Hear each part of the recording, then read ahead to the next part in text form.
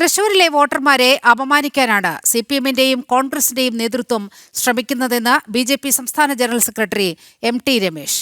സുരേഷ് ഗോപിയുടെ വിജയത്തിന്റെ ഞെട്ടലിൽ നിന്നും സിപിഎമ്മിന്റെയും കോൺഗ്രസിന്റെയും നേതാക്കൾ ഇതുവരെ മോചിതരായിട്ടില്ല. സുരേഷ് ഗോപിയും കുടുംബവും രഹസ്യമായിട്ടല്ല വോട്ട് ചെയ്യാൻ പോയത്. തിരുവനന്തപുരത്ത് നിന്നും മാറ്റിയാണ് സുരേഷ് ഗോപിയും കുടുംബവും തൃശൂരിൽ വോട്ട് ചേർത്തത്. ഇത് എല്ലാവരും ചെയ്യുന്ന കാര്യമാണ്. സുരേഷ് ഗോപിക്ക് 2 സ്ഥലത്ത് വോട്ടില്ലെന്നും എം.ടി. രമേശ് പറഞ്ഞു. ഇപ്പോഴും തൃശ്ശൂരിലെ കോൺഗ്രസ് CPM നേതൃത്വം വിമുക്തരായിട്ടില്ല എന്നുള്ളതാണ്. സുരേഷ് ഗോപിയുടെ വോട്ട് തിരുവനന്തപുരത്തായിരുന്നു, അദ്ദേഹത്തിന്റെ കുടുംബത്തിന്റെ വോട്ട് തിരുവനന്തപുരത്തായിരുന്നു. തിരുവനന്തപുരത്തെ അദ്ദേഹത്തിന്റെ വോട്ടർ പട്ടികയിൽ നിന്ന് പേര് വെട്ടിമാറ്റി അവിടുന്ന് ഡിലീറ്റ് ചെയ്ത് അദ്ദേഹം തൃശ്ശൂരിൽ വാടകക്കെടുത്ത വീട്ടിൽ വോട്ട് ചേർത്തു. ഇത് ഈ കേരളത്തിലെ ആദ്യത്തെ സംഭവമാണ്. കേരളത്തിൽ എല്ലാ സ്ഥാനാർത്ഥികളും ചെയ്യുന്ന ഏർപ്പാടല്ലേ അത്.